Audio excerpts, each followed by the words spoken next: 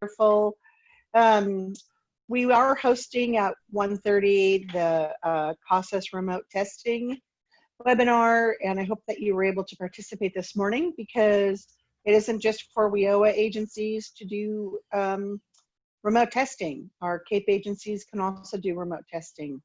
And so I encourage you to look into that. Those are recorded and will be on the OTAN website. For those of you that are WIOA agencies, I know that you're concerned about payment points. Please understand that we are monitoring that very carefully. We will be looking at the data once you've all certified it, which is in August when you certify your data. We'll be looking at that very carefully in the fall, and as we go through, as we look at that. So just know that our goal is to not have any agency negatively impacted by COVID-19 as we move forward. So have a good rest of your call, and I'll be on for about 15 minutes. If you have Thanks, questions. Carolyn. All right, Penny, anything to share? I did share your email today for those that are kind of waffling or trying to figure out CTE, how to offer that online. I shared that on the Google group.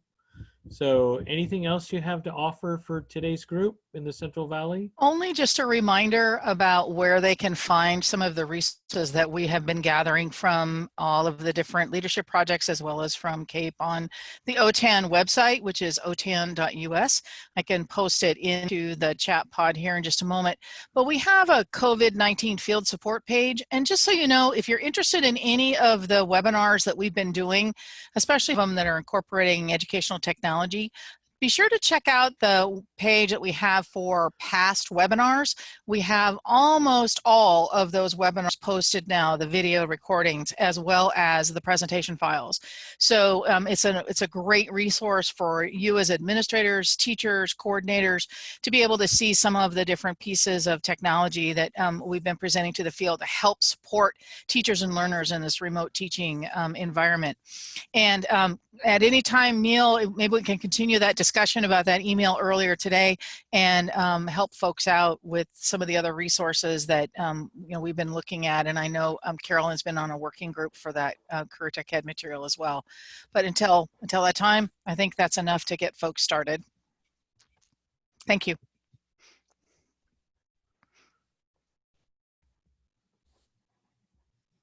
All right, we're losing you there a little bit, Penny. Thank you. Okay, Jay. Oh, apologize. Jay. Okay, most of what I was going to say, obviously, Carolyn addressed. We've been doing the webinars. We did EL Civics Thursday. We're doing 2 on pre-post testing today. So like Carolyn said, hopefully a lot of you were able to be in there this morning. A couple follow-up points is that one thing we get into basically, but not in detail, is related to signing an agreement for remote testing. There's also an issue with putting things into your local assessment policy.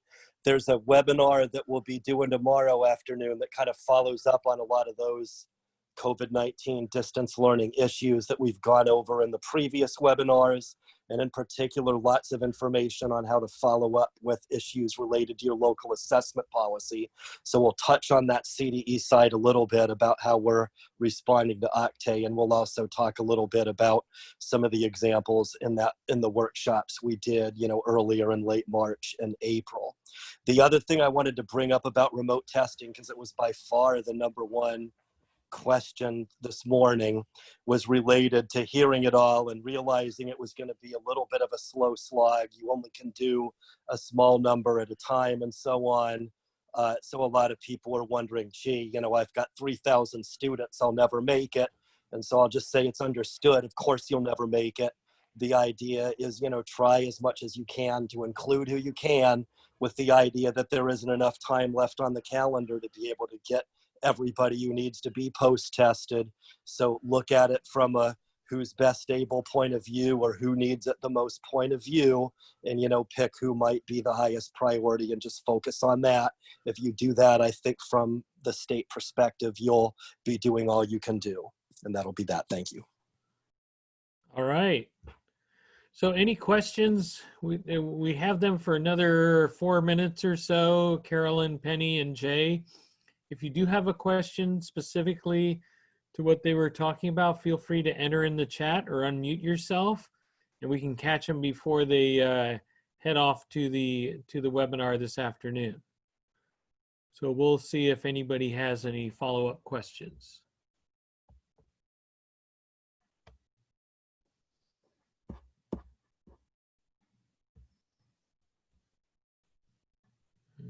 Okay, I don't think anybody has a question. Okay, so thank you, Carolyn, Penny, and Jay. Good luck on the webinar this afternoon, and then we'll continue along our merry way. I have some stuff to share about CFADs and Q2 expenditure reporting in NOVA. The good news is the Central Valley is all caught up. There are no Central Valley consortia or schools that have not certified their Q2 expenses or have not certified their CFAD for 2020 and 2021. So congratulations, Central Valley. So round of applause.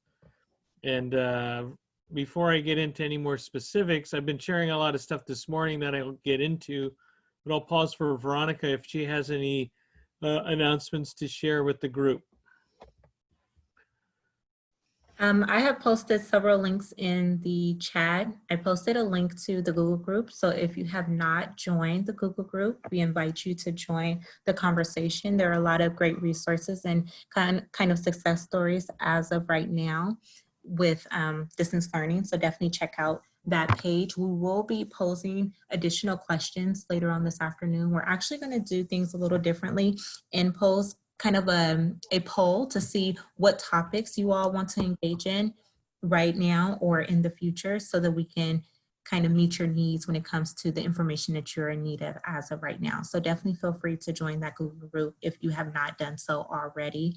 I also posted the links to the California Leadership Project's their COVID-19 resource page, and it includes archived webinars and materials as Penny had mentioned, as well as other resources that they have been gathering in response to COVID-19. I've also posted the webpage for CAEP in COVID-19, as well as the page for where we will put the archive webinar or archive meeting from today's meeting and any resources that are shared. So definitely check out those pages to see what we have been discussing thus far. That's all I have for now, Neil. Okay, so let me just give you a little background on what's going to happen this month regarding the allocations and the funding. So we're just waiting for a couple more CFADs to be certified. Once those are certified, I'll run a report that shows which ones are direct funded, which ones are fiscal agent.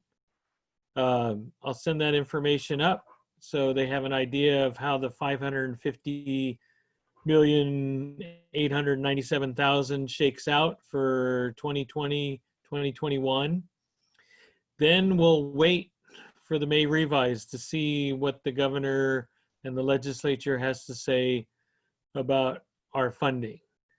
And then based on that, if there is no change, then we move forward with the CFAD. We send the interagency agreement to CDE. We get that signed. They return it. When the governor's budget is signed, the money goes over to CDE, and hopefully that gets out to the county offices, then down to the districts no later than maybe September. So that's the plan. Now, if there is a revise and we do get some kind of cut, then everyone's back into NOVA to do a revised CFAD, and we'll send out instructions as well as doing a webinar to walk you through how to do a revised CFAD in NOVA, how each member will go about going in to certify, those kind of things. And then once we get all those done, we'll do the same drill for the interagency agreement and so. So the sooner we can get that revised CFAD in, the sooner we can get that interagency agreement, the sooner we can get the money over to CDE for the K-12 and county office fiscal agents and direct funded agencies.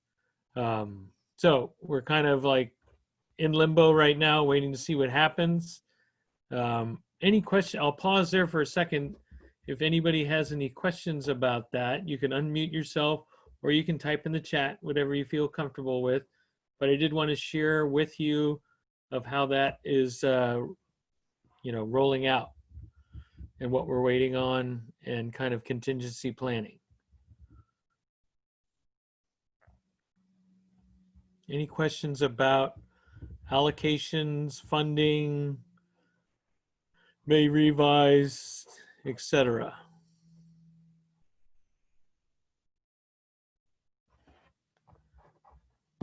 Okay. All right. Some other good news is we're about to, Lori says, is there a link to the CASAS training at 1:30? I think you have to go and register, Lori, on the CAPE website or the events page. I think they have quite a few people, but you should be able to find that on the events page. Okay, the other thing, the launch board 1819 data will be released this week, probably by the end of the week. And so I'm going to look at that data and kind of give you a sneak preview.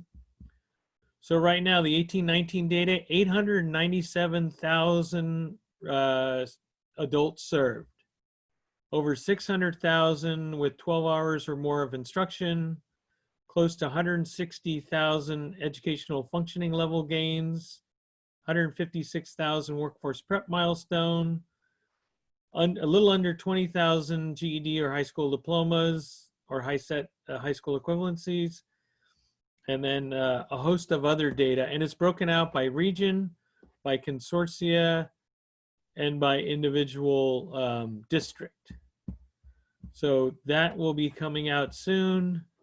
I think I sent something in the Google groups today that kind of talked about this. You know, I gave my 1-minute elevator speech and I said, so this is if I'm in the elevator with some public official, I would tell them we serve close to 900,000 students a year through K-12 adult ed and community college non-credit.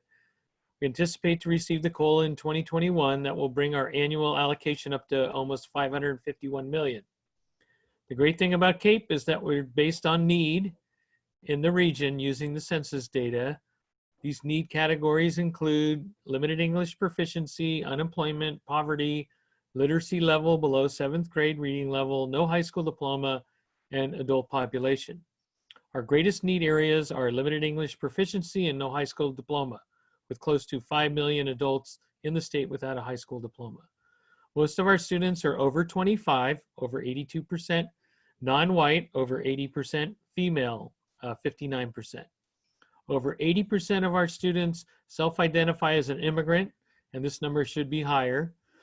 Our program areas are ESL, 43% of the student population, ABE, ASE, 36% of the student population, CTE, 31% of the student population, and then smaller programs, adults with disabilities, 3%, K-12 success, 2%.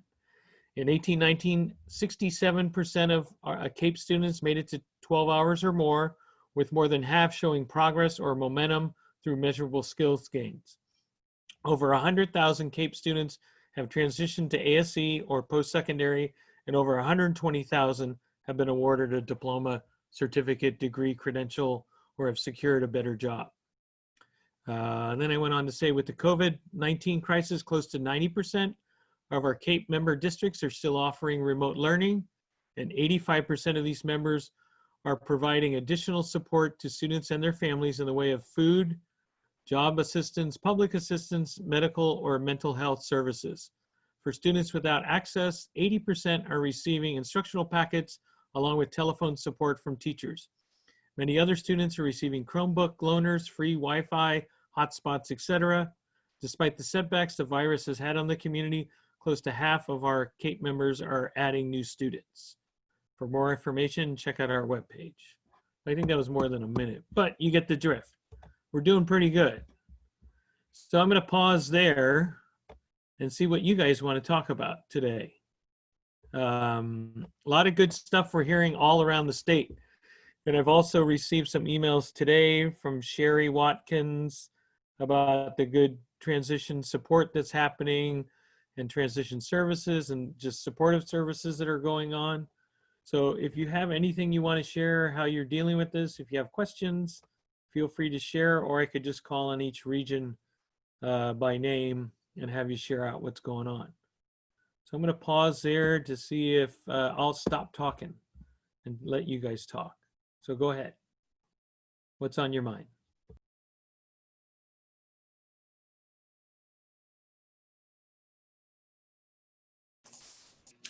Hi, Neil. This is Sherry. Can you hear me?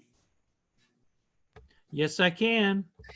A couple of things have come up since the announcement of that SB 554, the dual enrollment thing. Do you have an update on that? What's going on? I know last time you had said that the MIS system was not prepared for that, but we're kind of getting some questions and some students that are interested in that and haven't heard a thing. Yeah, so they figured out the MIS issue. Now they're working on the CCC apply issue, which is the registration process for the colleges. And so the problem is they need to take a flag out of CCC apply that allows students over 22 years old to be a special admin in CCC apply, meaning no tuition. So I haven't heard if they fixed that, what the status of that is. They haven't released the guidance because they're waiting on that. There is workarounds, but your college would have to be comfortable with that. And so if you are interested, you could contact Matt Morin down at Chaffey College. They have worked it out. I mean, it takes a little more work, and he's waiting for those CCC apply changes as well. But that's who I would suggest your college talk to see how Chaffey College is doing that. But they're kind of the leader on this SB 554. They were in on the legislation with Senator Roth.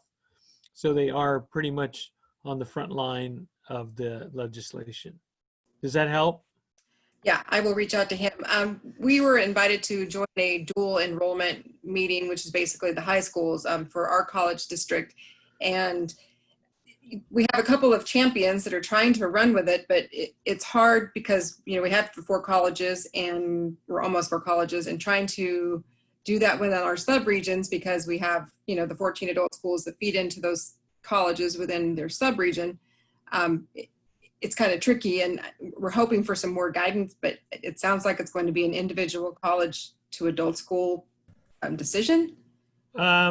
Well, until they get that CCC apply fixed, do you know if State Center uses CCC apply for non-credit, or do they have their own registration process? You might want to check on that. Yeah, okay. I know there's some college people on the call here. If somebody could chime in, if you know that answer. Yeah, this is Donna over at Fresno City College. So yes, our students use CCC apply for all of our applications, whether it's non-credit, credit, CTE, it's all done through the same way. So we would have to know, and we would have to do it as a district, I think, because we are a district. So if we're gonna, because we use the same application process, we would have to know, we would all have to agree on that workaround. Although Fresno City is probably going to be the lead on trying it out. So they may let us do it. If we have to do a workaround, they may let me do it without the other colleges being in agreement yet. Yeah, somehow Chaffey has figured out how to keep the special admin and not, mess up the student on the resident fee or the non-resident fee. So I would really recommend talking to Matt and see how they did it. He did present this at the ACE event in January up in Sacramento, but I mean, a PowerPoint wouldn't do it justice. I think you really have to talk to him. So, okay. Yeah. So it's not dead. I mean, I go on these dual enrollment webinars and they're all talking about the high school dual enrollment. They don't really talk about the K-12 adult school dual enrollment. So we're kind of pioneers on this. So it might be a little tough of a go since the guidance isn't out yet, but basically the guidance is going to just go through the bill. and they'll try to remove some of those barriers, but it's really going to be up to the individual colleges on, how they process this, within their systems. They're not going to have any more. I think we're planning to do a webinar once we get things settled and the guidance is going to be released. We'll have a few colleges on a webinar along with the Chancellor's Office to kind of walk through SB 554. But I don't know when that's going to happen, since maybe the CCC apply fix is taking a little bit longer, and given the circumstances that we're going through right now, maybe it's not a high priority, but we'll see. So that's pretty much all I know, but at least you know that there's people haven't forgotten of it, and we're working on it, and it's just a matter of time. So Thank you. sure. Sherry, anything else? Not that I can think of off the top of my head. We're looking for trying to figure out how the consortium can continue to support our members. And a long time ago, there used to be the State Center Consortium before the Adult Ed, and they were professional development for K-12. So we're looking at kind of revamping things and how we can continue to support and offer joint professional development with all of our members and teachers and staff, and creating a new resource library. So that's kind of what's in the behind the scenes right now. Yeah, we're crunching the numbers from that survey that everybody completed, and a lot of interesting stuff coming out on that. That's why I asked Penny to respond today on CTE, because a lot of agencies have cut back their CTE because they can't offer it in a remote setting. So Penny has given some suggestions on how they might happen. So I don't know, a lot of people are asking for professional development in the area of CTE, how to offer that online. So I don't know if you guys have any suggestions or applications you're using or platforms, but it might be worth the while to check into that. I know from the survey, which Veronica's working on releasing, almost everyone's using Google Sites or Google Classroom, and then it drops off to about 30% for Canvas, and then a few other things. But on the software, maybe 40% of the adult schools are using Burlington English, and then I think it drops off to EdTech applications, Aztec. I'm forgetting a couple other ones, but we'll have that information out. It's really interesting to see how people have pivoted. And there's still, I think there's like an 88% response of people still providing information on the census or were involved in the census.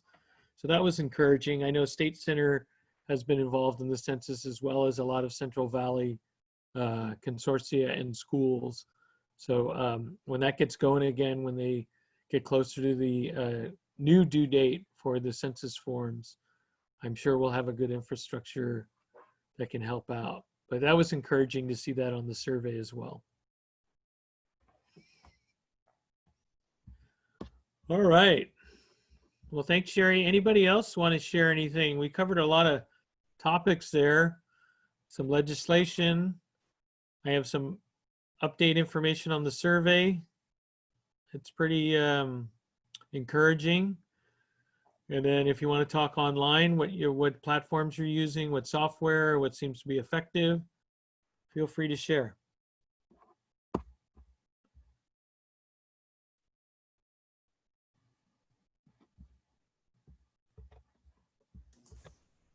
Well, it's me again. I have another question.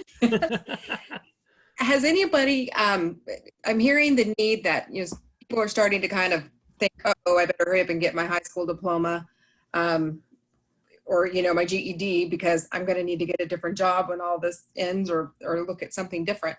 Is there anything that's available, like statewide, that all of the adult schools could participate in, other than our basic programs that we have already, or is there a fast track that we can? You mean for jobs or for the diploma? For high school completion and high school diploma. Well, I know John posted in the Google groups kind of some language from a board hearing of how you could waive some of the district requirements and just focus on the CDE high school requirements. You know how some districts have additional credits that are required.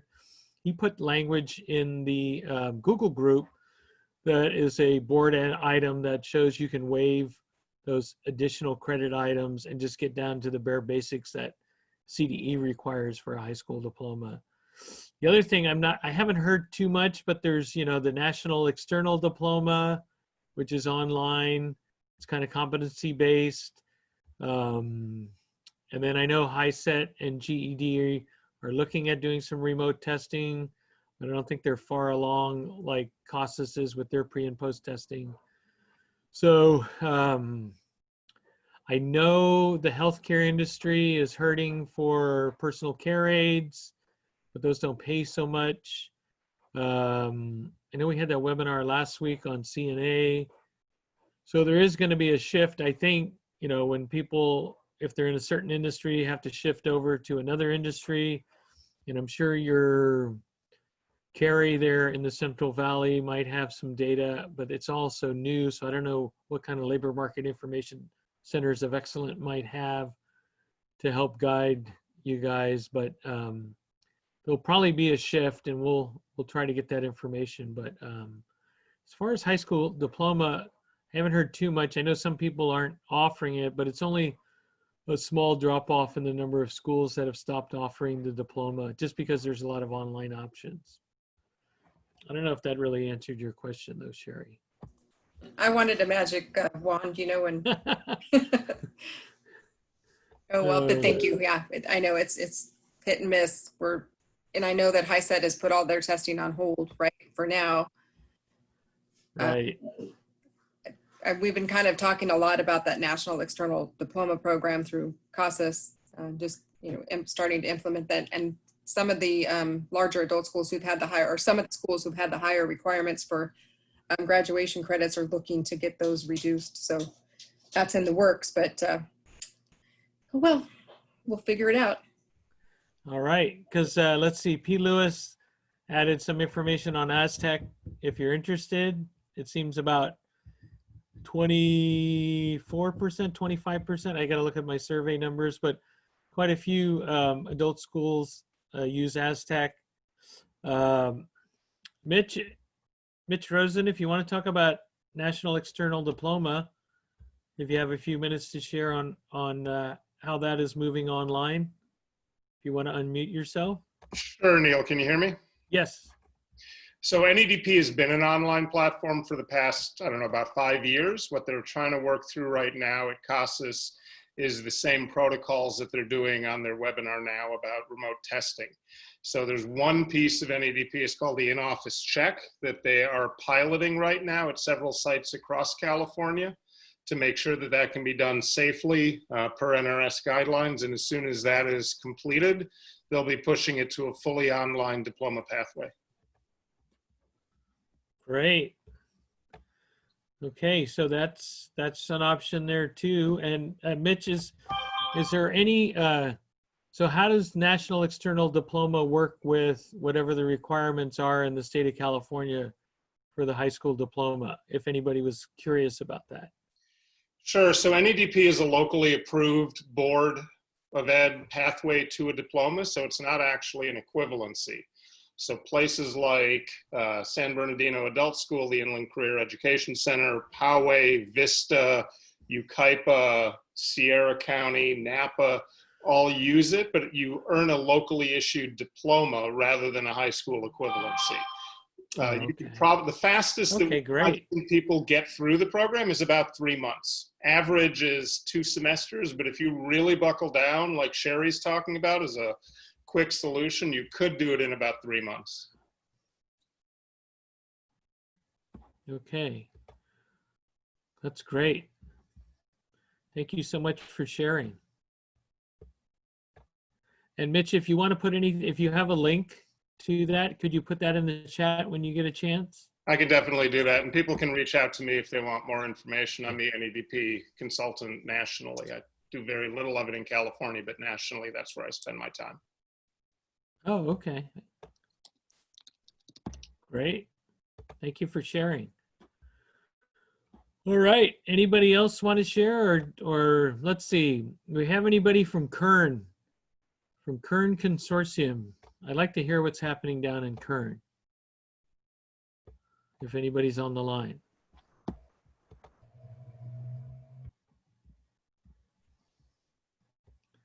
Okay, Kern didn't make it. I know we have someone from West Hills. So I'm from Kern. Oh, okay. So I wasn't going to talk, but this is Susie Clipperton down from Mojave Adult School. Interesting conversation. All right. We're still very, very busy online with the diploma and working towards the dual enrollment with Saracoso and AV College. So we're doing that, and the Burlington English is working very well for us in 2 different locations. But our CTE, we've had to kind of put those aside because just for a few months for welding, we found that very difficult to try to do online. Yeah. So other than that, you know, I'm not speaking for the whole consortium, but just for my little school, we're staying very busy. That's great. And Okay. your consortium lead just added, that's Yeah. Thatcher. He just said, we just received a large shipment of Chromebooks for a consortium that are being distributed out to programs to lend to students. We also purchased seats for Burlington English to use for our ESL students at this time. So Yes. that's Yes. great news. Thank you, Thatcher. Yeah, Well, we're thank you ready for them. That's great. That's kind of what I'm hearing. I mean, you hear all this doom and gloom, but when you check in with the adult schools, we're hanging in there. So that's Well, great to hear. We already were using Burlington English on Thatcher's recommendation, by the way. And so in 2 different locations, doing quite well with that. And we were already using a program for our diploma track. And so while we are in need of our Chromebooks, we are graduating about a student a week. And we're not reducing our requirements at all for the graduation, for the diploma, because we kind of feel, so I'm a principal, but I'm also a counselor. And so I think for our older adults, they are wanting to accomplish something that's a little bit more difficult than just the basic requirements, because it's good for their self-esteem and for their self-efficacy. Right. That's great to hear. So I'm just looking at our survey, and some of the software, of course, Burlington English, but surprisingly USA Learns. Some people are using Aztec, of course, Edgenuity, GED Online, GED Academy, Odysseyware, of course, EdTech Applications, News, ELA, is that how you say ELA? And then to a lesser extent, Apex. Let's see who else. I don't know, there's an addendum or a sessional ed. There's a bunch of them, but those are the big ones. So it sounds like, you know, we kind of had this going forward also. Supersize it. So it's good to hear people are getting on. I guess the tale will be told by the students and how they perform. But it sounds out, for the most part, students are coming back, not in great groves, but enough to get us going again. I'm going to check my internet here. So, all right, so let's go ahead. Oh, who's that? Go ahead. This is Alejandra from West Hills. Hi. I just wanted to mention that many of our sites are using Zoom, and they are using Google Classroom, and they're also doing packets. And many of our high school classes already had some form of online program like Edgenuity, GradPoint, to mention a few. I think the challenges are with the ESL classes and having our students not having those skills, or even having the connectivity to a hotspot. So we're working with that. I know some of our K-12s did purchase some hotspots before, early on. I don't know at the moment how that's working, But I have some support staff that can also assist with helping our K-12s get our students connected. So that's where we're at right now.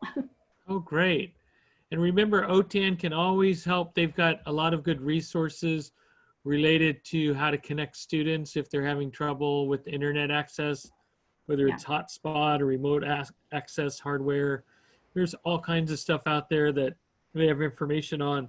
If you're interested or having, a remote access connection problem, if you're in a remote site of the state, especially down in the Central Valley for school districts that When are you out. get to the West Fresno County, it's very isolated. It's Mhm. very rural. So we do have, even just before COVID, we had some connectivity problems too, like in San Joaquin, Huron, and Right. sometimes even Fireball, Mendota. The other challenge that we're having is getting HiSET testing. I think that's where we have a lot of students that actually are enrolled in the Spanish HiSET. So they're like up in the air in terms of some of them that we're ready to test, and there aren't any testing available with HiSET. Yeah, I think they're still working on it. I know GED is doing some testing to figure it out, but nothing concrete yet. Mhm. So hang in there. Okay. Yeah. Let's see. Anybody from Merced Consortia on the line? Want to share what's happening there?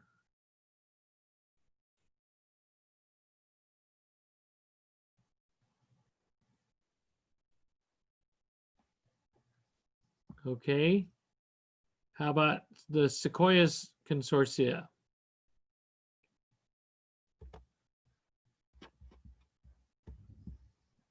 Anybody from, let's see, there's tons of members there. Hanford, Tulare, Visalia. Anybody on the line from there? Okay, well, maybe everybody jumped off to get on the CASAS call. Anybody else I missed? I mean, we have Stanislaus, Motherlode, West Hills, we heard from. There's West Kern, if anybody's there, and Sherry was on from State Center. And then Mitch is from Barstow, but from other parts of the state as well. So anybody else want to share?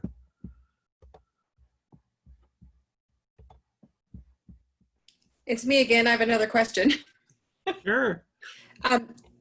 Just to confirm, a member asked me if we had heard that are we allowed to loan WIOA, CAPE, or Perkins purchased equipment to allow access for online learning? Can we loan computer equipment out? Apparently, that's the case if Thatcher bought Chromebooks to share with members. Some people are questioning or wondering, can you loan it to students and not just staff? So I think we just need clarification.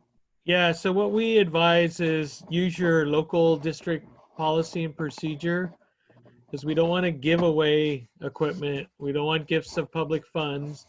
So if you have an existing loaner policy and procedure on the books, use that. I know a lot of consortia or bigger colleges or K-12 districts are doing that. And so that way we can keep track of where the equipment's going and who needs to bring it back. So it is okay to do that. You just have to have a system and a process that allows you to safeguard those funds. So hopefully that makes sense. Now, if your district doesn't have that kind of policy, they might want to think about putting one in place. Right. Most of the K-12s have been loaning it to, the K-12 students, but then there's the adult ed funds are a little bit different. So thank you for mentioning. Yeah, that would, and Sherry, that would just be for CAPE funds. I think Carolyn has said WIOA too is along the same lines, as having some kind of tracking, federal funds, those kind of things. You have to track the equipment. It might be a little more stringent with the federal funds, but I would always rely on your local district policy for state funding. So you can't go wrong if you have a policy in place. Right. Thank you. Okay, and then Grace listed her email. If you're interested in Burlington, you can contact her. And then, oh, okay, then Veronica just posted, or Holly, sample loan agreements we've posted on the CAPE website. So if you are interested in looking some of the sample agreements from other consortia for loaning out equipment, we have that posted on the CAPE COVID-19 webpage. So I'm glad you brought that up. And then Thatcher says it's been fun cataloging and tagging all those Chromebooks. So yes, must be exciting, but I'm sure people really appreciate it when they get one. So thanks for all that hard work. All right, any other topics that you guys want to talk about? This has been really good to hear what's going on and to give you updates. Veronica, anything you want to add on the Google groups or the information we've been sending out? No, just follow the links in the chat, and again, share this information with others who were unable to attend. And if you haven't joined the Google group, definitely do so. And also just a reminder to follow the newsletters. A lot of the information that we post or that we receive that are valuable resources for the field, they do go into the newsletter. So we definitely want you all to follow the newsletters, which come out Wednesdays at 11 o'clock a.m. And we also archive them on the website. So if you do not receive the newsletter, I can definitely post a link where you can subscribe to the newsletter, and definitely be sure to follow that information. Another thing that has come up is the idea of continuing these regional network meetings on a quarterly basis. We were going to be assessing whether or not we would continue with those. And so by a show of hands, or if you want to type yes into the chat, if you can let us know if this is something that you think would be a value resource to your region, and if you think that we should continue on and have quarterly regional network meetings. That would be great information for us as we're assessing whether or not we want to continue.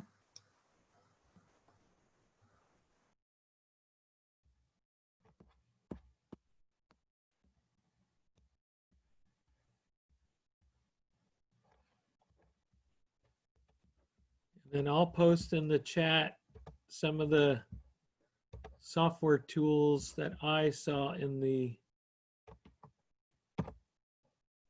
survey that people are using.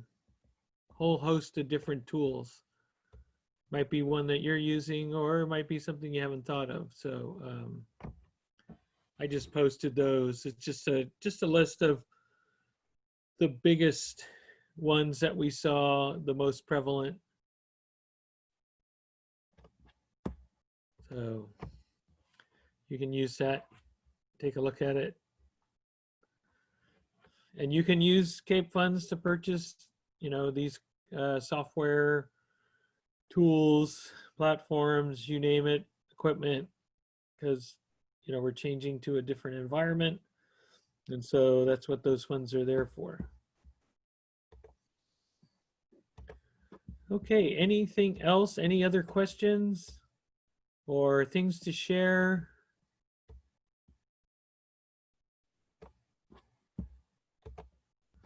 Any challenges or things that you want Sacramento or TAP to know?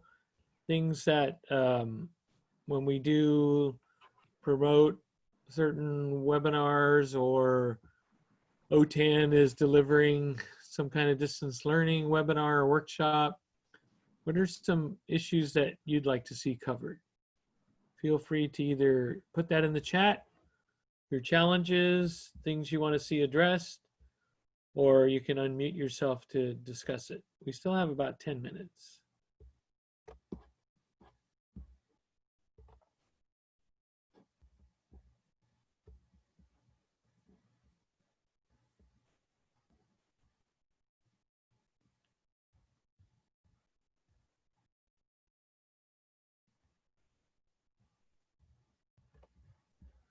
All right, I'll ask a question. So if there is some kind of May revise, how quickly do you think your consortia can turn around a revised CFAD and get members to certify and return that? And the second question would be, if you lost the COLA, is that going to be a problem for those members certifying, or is there going to be squabbling?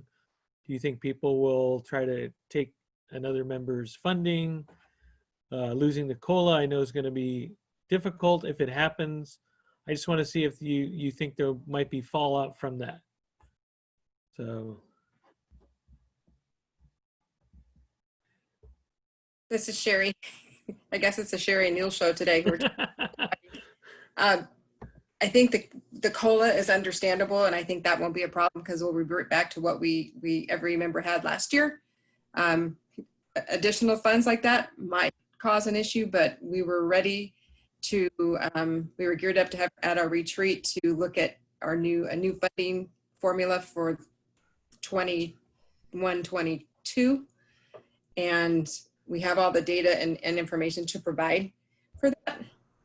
So hopefully we can enrollment, looking at, you know, what members are providing, what services, how we can better work together, you know, member effectiveness is what I'm trying to get at. But hopefully that won't be too much of a problem since we were already going to look at that anyway. We just keep. But Sherry, let's say they say, okay, and this is hypothetical because I haven't had any of these discussions with anybody in finance or anybody, but if they say, okay, we're going to go back to carryover and you're going to have to use that carryover to fill in the gaps, how would that go over in your consortia?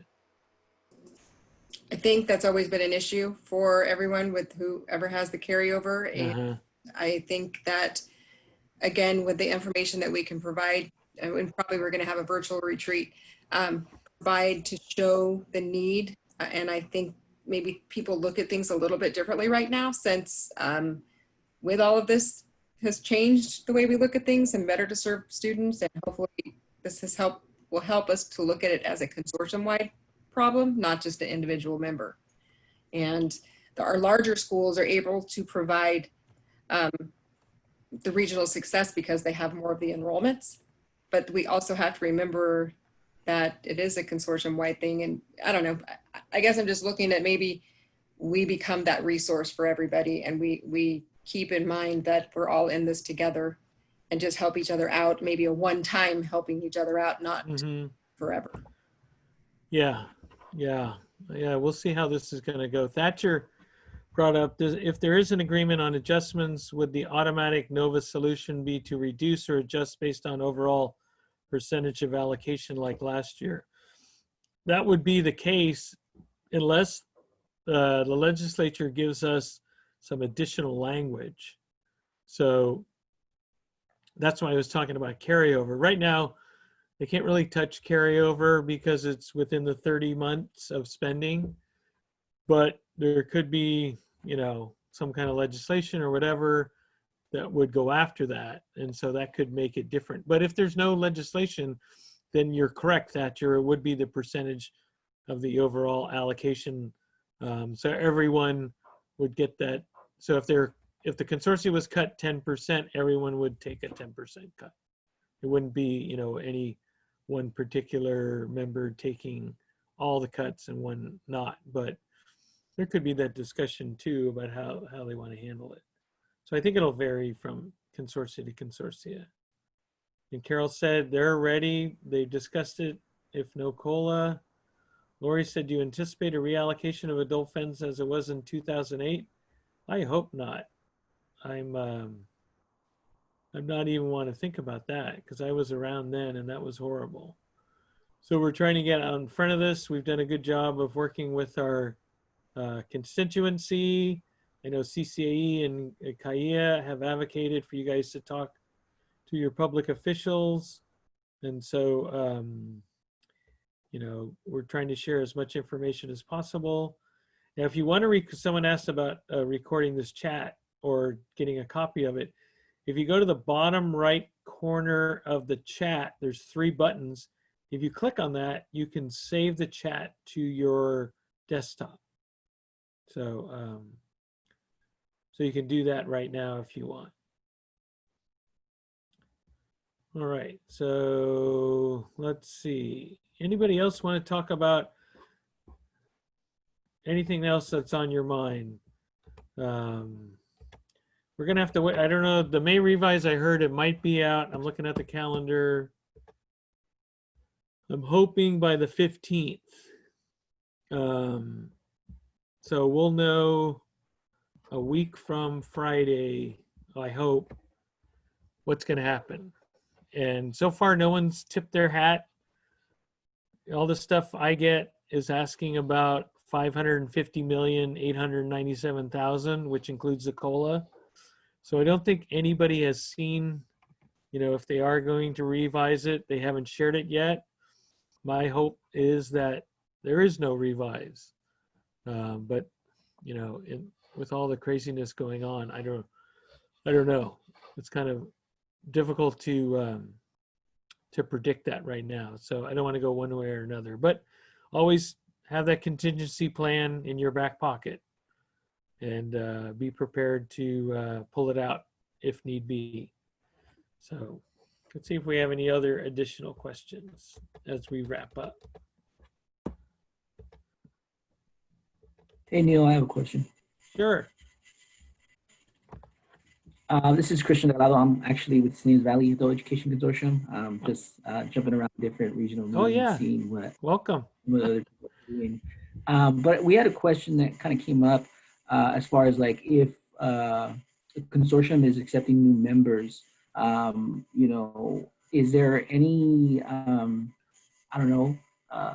best practice kind of paperwork or something that has come out from you guys or the state as far as like best practices for student data and information, because obviously a lot of us are working remotely, and so storing that information, I mean, is there anything, I don't know if it's come up into one of those Google conversations. I just subscribe to it, so I'm barely getting those notices. And we're wondering as well as a consortium, is there any information regarding that, like student data and So yeah, I'm trying. So Costas is going to give me a report, I hope this week, for April, or since the COVID, shutdown, which was mid-March, I guess. And we're going to take a look at what that student data looks like, because Q3 was due at the end of April. And so that should indicate a little bit if there was a drop off at the end of March. Costas also can kind of look at what's happening throughout the month if people are reporting doing e-testing. Well, they can't do e-testing, but if they're reporting student activity throughout the month of April or into May, we'll have a good idea. But as far as best practices, that's something, I mean, we'll see after Costas gets an idea of how people are reporting those students, how they're collecting that data into TE. I'll see if anybody on the call has had any problems updating TopsPro. If they do that on a regular basis, have they had any problems updating TE with their student not enrollment, but student progress? If there aren't really any pre and post testing, what are you putting into TopsPro right now to indicate student activity? Anybody want to share that?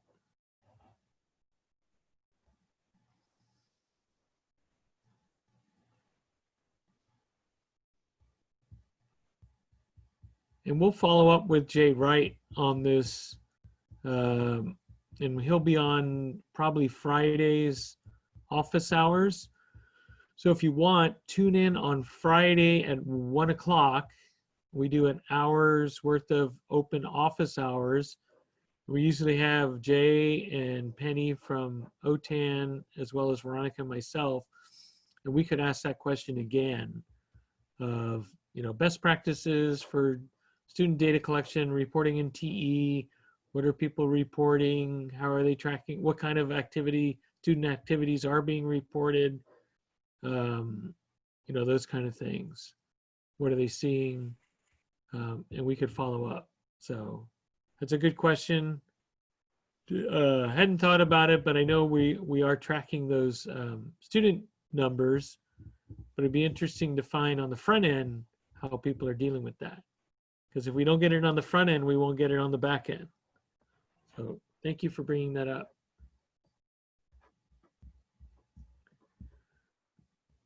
All right. Well, let's see. Question: how do consortia staff obtain an ID number to participate in OTAN webinars? Veronica, do you have oh, okay.